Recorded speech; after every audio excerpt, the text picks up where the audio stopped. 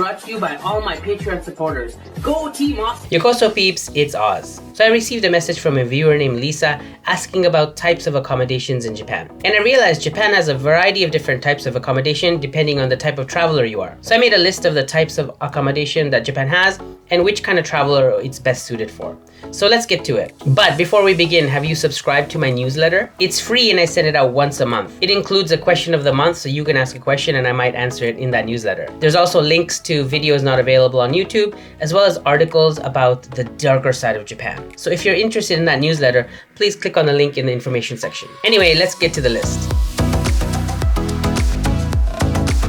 Let's start with these because this is the typical Western style hotel that you can find worldwide. There's a lot of global chains and Japanese chains that have Western style accommodation. If you have the money and you're looking for something familiar and comfortable, then this is definitely your choice for the hotels. Hotels like Hyatt, Marriott, Ritz, Carlton, Hilton, and the list goes on. Most big cities in Japan have one of these or all of these chains. If you're looking for a Western hotel that's from a Japanese brand, you might want to try Okura Hotel or Prince Hotels. Hankyu Hanshin hotels are also pretty nice. The good thing about all these hotels is they're very clean, they're safe, and they're dependable. They're great for groups or families. If you're looking for like a nice bed and a nice bathroom and a pool and a gym and a nice restaurant and amenities and stuff like that, then definitely these Western style hotels are a good choice. And since these hotels are usually pretty big and have a lot of rooms, you shouldn't have a problem getting a reservation. Depending on the season and the location, you can be paying anywhere from like 8,000 yen, which is about 80 bucks, to hundreds or even thousands of dollars. It all depends on how fancy you want to get. Actually, I made a video with Ryan about one of the fanciest hotels I've ever been to, where the rooms were about $8,000 or $6,000 a night. And in the complete opposite direction, Japan also has dorms and hostels if you're looking for something that's very low budget and not very 5-star. The cost is usually about 2,000 yen to 5,000 yen, so about $20 to $50 a night. The good thing about dorms and hostels is they're available pretty much all across Japan. Even if you go to like small towns or countryside areas, they usually have a dorm or hostel or something they call a pension, which is pretty much the same thing. The rooms are usually shared. They're usually split between female and male, but sometimes they're co-ed as well. The rooms usually cater to about 2 to 8 people, and they might have either bunk beds or like futon kind of setup depending on the place you stay. I think you can imagine what they're like. They're very similar to other hostels around, I guess, the world in Europe and North America. There's a common shower area, there's a common kitchen and lounge area as well. So if you're not looking for privacy, then this is a place for you. If you're trying to save money, if you're a backpacker or you're a student and you rather save your money rather than accommodation on traveling or food or other stuff, then dorms and hostels are a good option. And I highly recommend this for solo travelers. If you're traveling in Japan alone and you'd like to meet other foreigners who are traveling in Japan or even other Japanese people who are traveling alone in Japan, a lot of the younger people stay in dorms and hostels. It's a good place to socialize, get to know each other, and even sometimes make a travel partner. And unlike the reputation for hostels in other countries, hostels and dorms in Japan are very safe and clean. You should feel very safe and secure, but just in case, you should lock up your valuables. Business hotels are similar to Western style hotels, except they're a little bit smaller and one level, I guess, below. If you had to compare them to something, I would compare them to motels of, I guess, North America, except not as seedy. Business hotels are located in big cities, usually next to the station. The rooms are pretty small. They're almost like a university dorm. There's nothing much but a bed, a desk, and a bathroom. There's not much walking space. But unlike dorms and hostels, you do have privacy. The cost is a little bit more expensive than a dorm or a hostel, but still cheaper than a Western hotel. Probably pay around 4,000 to 7 or 8,000, so about 40 to 80 bucks. Once again, it depends on the location and the season. The good thing about these hotels is you can usually get a business hotel without having to make a reservation. You can just walk in and ask for room. Sometimes after a night of drinking or missing the last train, a business hotel was a good option. Also, since it's near the train station, it's very convenient for when you're traveling. The only thing about business hotels is they're very strict about number of people. So if you book a room that's made for one person, you can't bring anyone in. So it might not be a good idea if you're looking to hook up with somebody and bring them back to your hotel. And the rooms are pretty decent. They have everything you pretty much need: a bed, a bathroom, Wi-Fi, ironing board, stuff like that. Pretty much what you need if you're a business person. Hence the name business hotel. These are exactly what it sounds like. This is a hotel full of capsules. They're like standing showers put onto their side, and you have no door, you just have a blind or a curtain.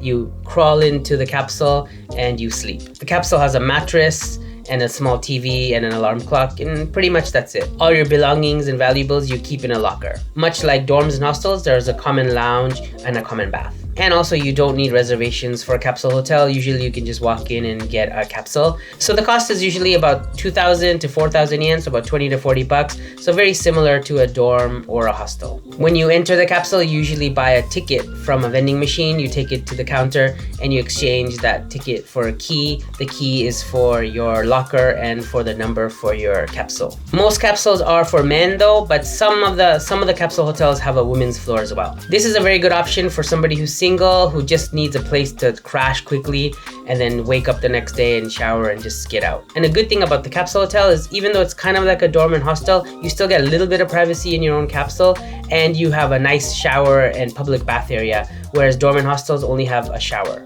If you are traveling with friends, it's also a good option. My friend KG79 and I, we decided to go traveling across, and we went to Osaka and Kyoto and many places, and we didn't know what day we were going to be where, so we didn't want to make any reservations. So wherever we'd stop, we'd just look for a capsule hotel and crash that night.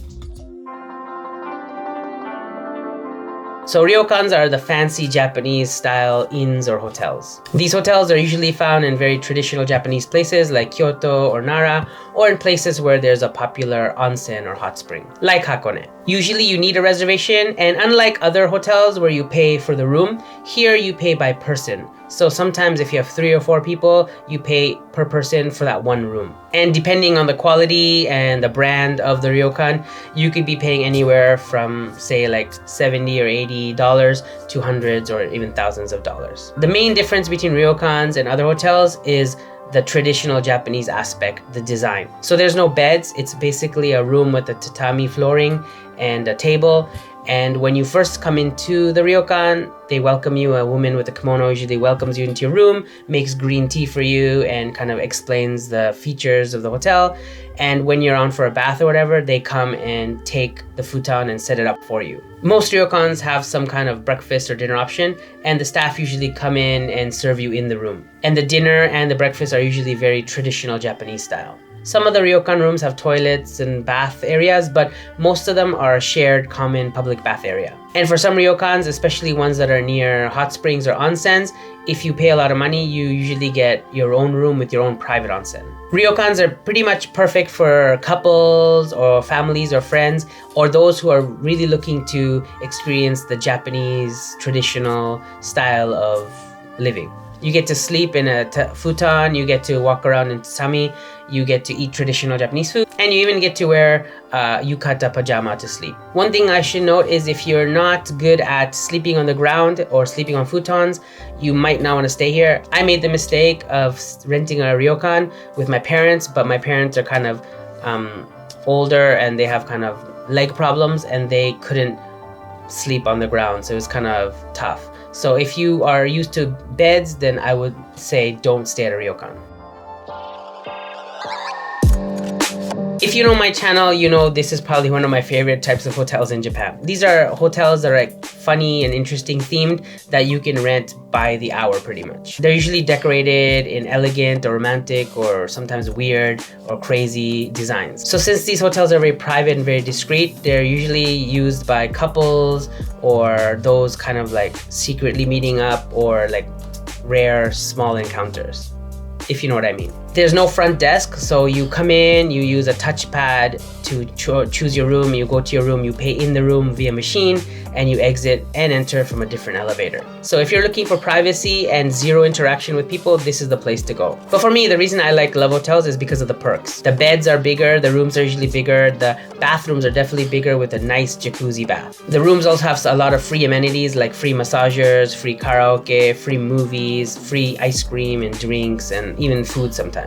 Of course, I recommend this for couples who are kind of interested interested in seeing a different type of room. If you're looking for a fun and unique place to stay, I would recommend a love hotel. But of course, if you're just friends and you want to stay in a funny room, I would recommend that as well. I would say just make sure you choose your love hotel wisely, especially if you're in like the seedy parts, like for example in Kabukicho. There are some love hotels that are run down and not very good condition. So if you're looking for a good love hotel, I would say expect to pay anywhere from 8,000 yen above, so 80 bucks or more. Another good thing about love hotels is usually if you do decide to spend the whole night, checkout is usually the next day around 3 p.m.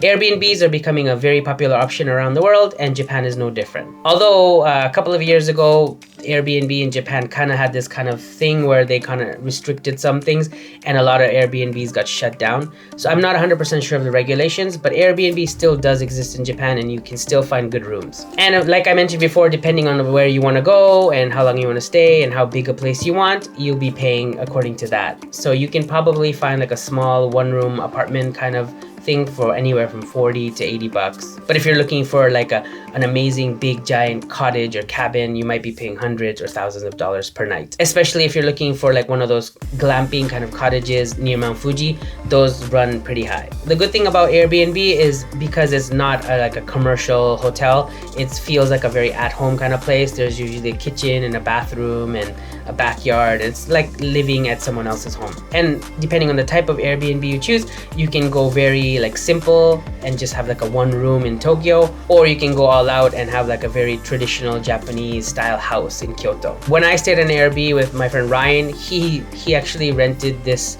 really old-fashioned, I don't know what you would call it, like a Japanese hut house kind of thing with this interesting roof. And it was a huge house, and we stayed there. I think it was near Mount Fuji, and it was actually pretty cheap. I think Ryan got it for like 100 bucks for the entire house.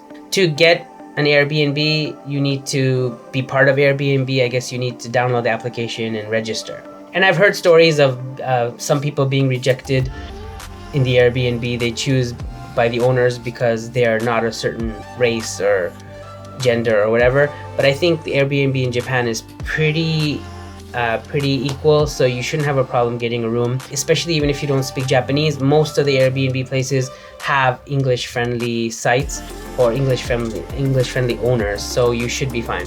Also, some Airbnbs, especially like houses in the countryside, allow pets. So if you're traveling with your pets, that would be a good option as well. And there's also some other options you can stay at. For example, you could stay at a share house, or you could live with a family for a homestay. But I think that's more for long term, for more than a week or 2 weeks. So I'm not gonna cover that in this video. Also, I've never stayed at a homestay, or nor have I stayed in a share house, so I don't know too much about it. Anyway, I think that's about all the accommodation that I can think of in Japan. Did I miss anything? Have you been to Japan? Which accommodation did you choose, and did you like it? Let me know in the comment section below. Anyway, thanks for watching. I hope you liked this video. If you did, please give me a thumbs up and subscribe.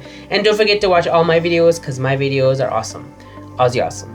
Take care and see you next time. Peace.